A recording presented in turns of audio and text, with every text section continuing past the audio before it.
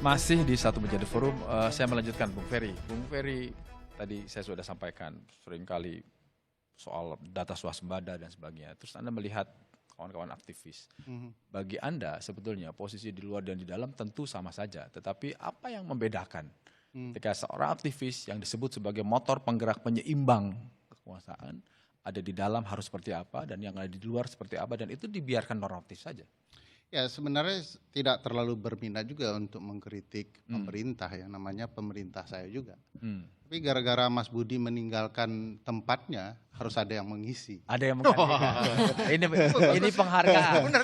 Ini penghargaan. Jadi ada penyeimbang. Ya betul. Betul. Makanya apalagi dalam berbagai perspektif, dosen itu kan pada dasarnya adalah buruh. Ya. Karena dia diupah. Gitu ya.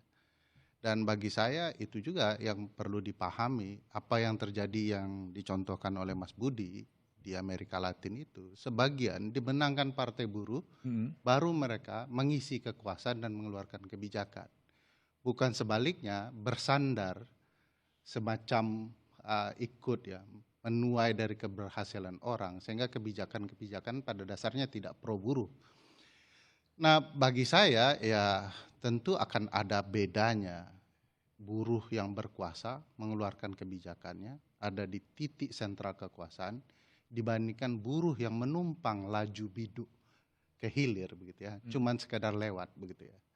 Di titik itu akan sangat membedakannya.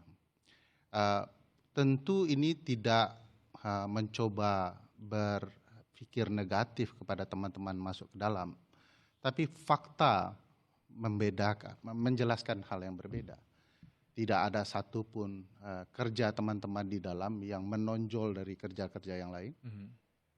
Kalau kita mau bicara upah minimum bagi para buruh, kalau Pak Penasihat mau clear dan lebih berterus terang ya, masih banyak problematika upah minimum di berbagai daerah. Kritik bahkan gugatan juga terjadi. Jadi kalau menurut saya kalau Pak Said Iqbal mau menjadi penasihat harus menyampaikan secara terbuka.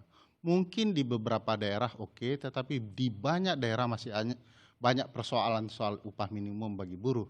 Dan itu harus tersampaikan kepada Pak Presiden.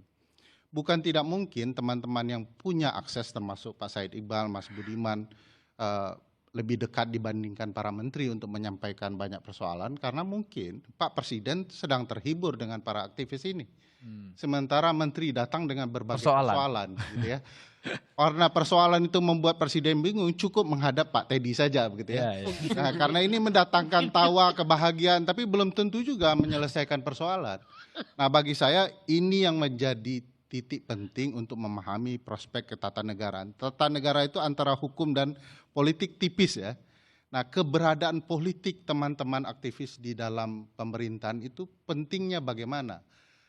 Penting itu harus mengubah kebijakan yang signifikan.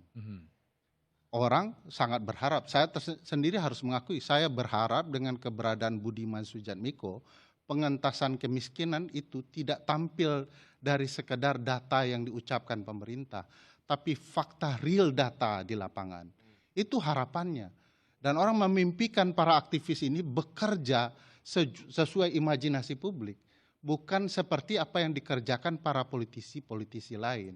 Nah ini yang saya khawatirkan, jangan-jangan jabatan ini cuman... Saya menganalogikan ketika Anda men-challenge data swasembada pangan terkait dengan pengentasan kemiskinan, Anda boleh berpendapat nggak kira-kira? Ya saya... Mumpung ada Mas Budiman ya di depan. Dengan segala harapan kepada Mas Budi. Oh baru harapan ya, belum menelaah. Belum catatan. Karena begini, saya tidak melihat terutama daerah-daerah yang tingkat kemiskinannya jomblang dibandingkan daerah lain, ada perubahan yang signifikan dari kebijakan. Dan itu karena Budiman Sujatmiko yang buat kebijakan itu. Ini kalau mau kita jujur ya, di beberapa daerah beringas seperti Jakarta, mana upaya yang signifikan untuk mengubah tingkat kemiskinan orang. Bahkan dalam kondisi global ekonomi yang sedang rusak seperti ini, bagaimana Mas Budiman Sujatmiko sebagai seorang visioner, komandante, El Capitano di lapangan bisa betul-betul mengubah hal ini menjadi luar biasa. Mas Budiman, ini kan Anda melihat ini gimana? Saya suka kata-katanya karena ada tempat yang ditinggalkan maka saya isi. Ya. Saya kira itu bagian dari proses sejarah ya. Ya. Begini Mas Yogi, saya harus luruskan. Kalau dikatakan adanya animal yang nama aktivis untuk penyimbang, keliru.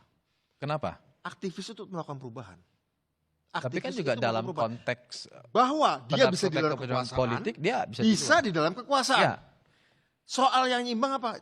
Kalau saya bukan masalah ini fungsi pejabat, ini fungsi aktivis.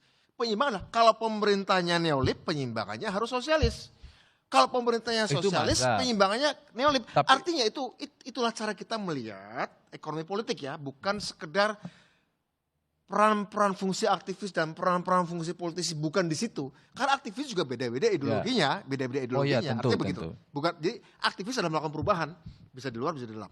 Kemudian pertanyaannya soal fungsi-fungsi Ya. seperti saya atau Pak Iqbal. Mungkin harus ditegaskan KBP Tas kan badan baru satu.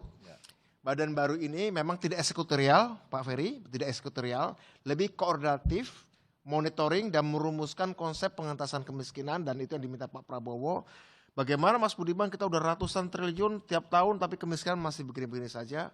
Coba dibongkar apa masalahnya. Akhirnya kita menemukan kemiskinan itu bukan sekedar orang kurang uang, tapi juga orang kurang akses dan kurang aset.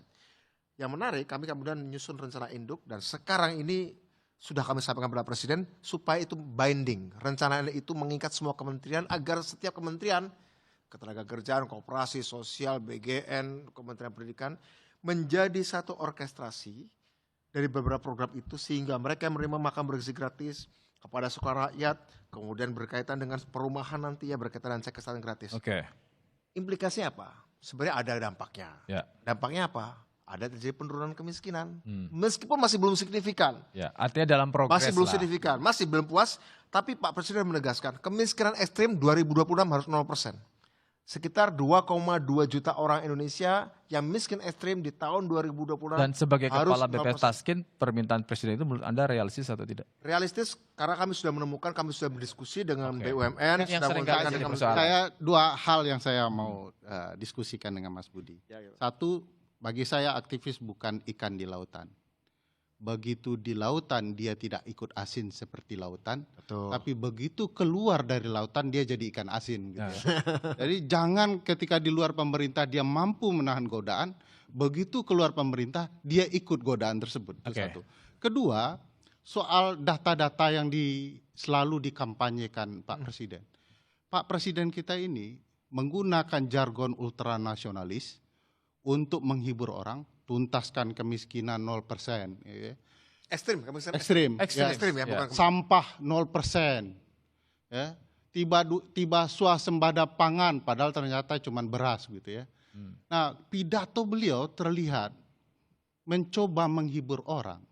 Padahal kita tahu sebagian besar dari pidato itu irasional.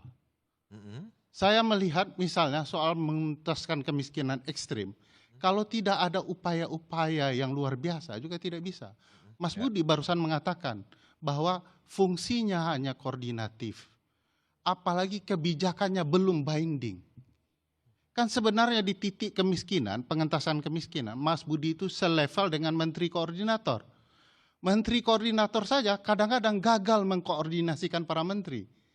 Apalagi seorang Budiman Sujatmiko yang level berpikirnya kadang-kadang lebih tinggi daripada seorang menteri. Nggak nyambung dengan menteri-menterinya. Saya tidak melihat binding itu menjadi hal yang signifikan, tetapi kekuatan Mas Budiman harusnya betul-betul sangat powerful untuk mengkoordinasikan orang.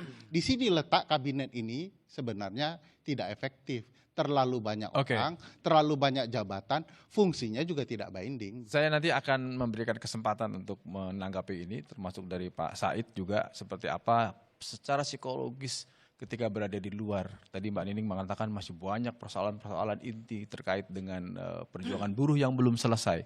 Tapi kan hari ini Pak Said ada di dalam sebagai penasehat. Tapi jawabannya ditahan dulu, kita akan kembali setelah yang satu ini. Tetaplah di Satu Meja The Forum.